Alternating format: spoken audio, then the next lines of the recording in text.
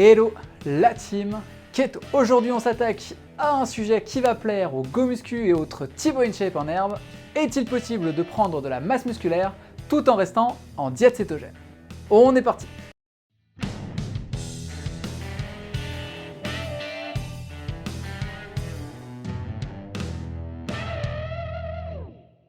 Je parlais des go muscu, mais en vérité ce sujet peut intéresser le plus grand nombre, et si vous regardez la vidéo jusqu'au bout, vous comprendrez pourquoi. Donc c'est quoi cette histoire? La légende raconte que lorsque l'on suit un régime keto, il est impossible de prendre du muscle. Certains conteurs de cette légende rajoutent volontiers qu'il est même mauvais pour le maintien de la masse musculaire existante, qui aurait tendance à s'atrophier avec le temps. Tout un programme. D'où vient cette croyance? Petit rappel, pas très passionnant. Boring. Pour prendre du muscle, on part souvent du principe qu'il nous est nécessaire de consommer un certain volume de glucides afin de produire de l'insuline, qui a un potentiel effet anabolique.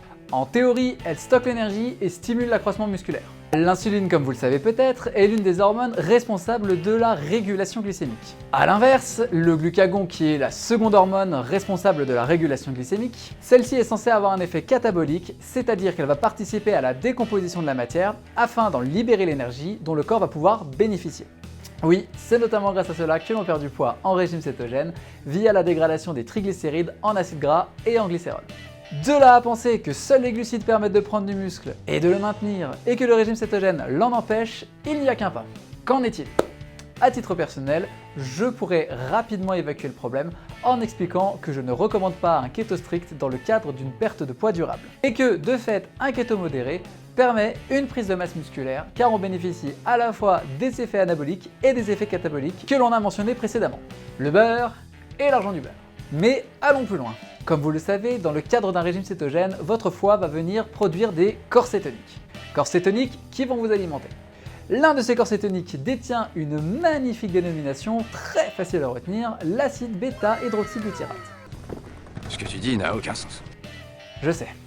Ce corps cétonique est majoritaire, environ 80% des corps cétoniques produits. En dehors de toutes ces qualités que je vous affiche, le BHB préserve la masse musculaire et augmente significativement la capacité du corps à synthétiser les protéines ingérées. À ce propos, le docteur Eric Berg explique très bien comment est-ce que l'adoption d'une diète keto couplée à un jeûne intermittent augmente notre production d'hormones de croissance, hormones essentielles à l'hypertrophie musculaire.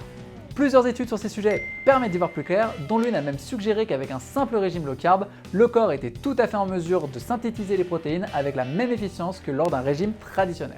Régime, entendre alimentation bien sûr. Mais c'est une autre étude qui va particulièrement nous intéresser vis-à-vis du mythe selon lequel on ne pourrait accroître notre masse musculaire dans le cadre d'un régime keto. Bon déjà, petite parenthèse, elle nous montre qu'on est tout à fait capable de perdre du gras et de prendre du muscle en même temps. Un mythe de plus mis à mal. Parenthèse fermée, focus sur l'étude maintenant. Deux groupes d'hommes ont été suivis sur 11 semaines, l'un en alimentation occidentale, l'autre en alimentation cétogène. Pour la faire courte, cette étude a non seulement montré qu'on était tout à fait capable de prendre du muscle en régime cétogène, même si un petit peu moins qu'en régime classique, mais en plus on a constaté chez les hommes du groupe keto une augmentation significative de la production de testostérone et une perte de masse grasse plus importante que dans l'autre groupe. Et ça, c'est sans même parler des effets à long terme d'une alimentation classique renforcée en protéines, loin d'être excellent pour rester poli. À vous de voir ce que vous préférez, mais personnellement, mon choix est fait. Quelques rappels sont importants à effectuer dans cette discussion. Il ne faut pas s'affamer. Pas de bullshit hypocalorique, si vous avez vu ma vidéo sur le sujet, vous savez de quoi je parle. Il faut consommer suffisamment de protéines, mais pas trop. Trop de protéines risque d'entraîner votre corps dans une néoglucogénèse, c'est-à-dire qu'il va transformer tout le surplus de protéines en glucose car il ne sait pas les stocker. Pas besoin de préciser la contre-productivité de cette manœuvre. Pose ce shaker de whey tout de suite. On parle bien souvent de 1 g, 1,5 g par kilo de poids de corps. En vérité, c'est très variable selon l'individu, son métabolisme, sa masse musculaire, son bilan azoté, etc., etc. Et dernier point, il faut être logique avec son objectif. Lequel est-il? Perdre du poids, prendre du muscle, rester en bonne santé? Si ce que vous faites actuellement fonctionne pour vous, pourquoi changer? En conclusion, je n'affirmerai pas sans aucune réserve que le régime cétogène est meilleur que le régime classique pour la prise de muscle. De toute façon, ce n'est pas le sujet. Ni même qu'il est aussi efficace. Déjà, merci le biais de confirmation, et surtout la nutrition reste un domaine relativement complexe dans lequel on avance un peu à tâtons. Michael Pollan, dans l'un de ses ouvrages, résume assez bien cette pensée en estimant que la nutrition est à notre époque ce que la chirurgie était au XVIIe siècle, c'est-à-dire une science prometteuse mais loin d'être fiable à 100%.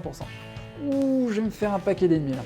Mon seul but était de vous ouvrir les yeux sur le fait que la question ne fait pas l'unanimité et qu'il est tout à fait possible que l'on puisse prendre du muscle en régime cétogène. Une fois la phase d'adaptation terminée bien sûr. Et voilà, c'est tout pour aujourd'hui.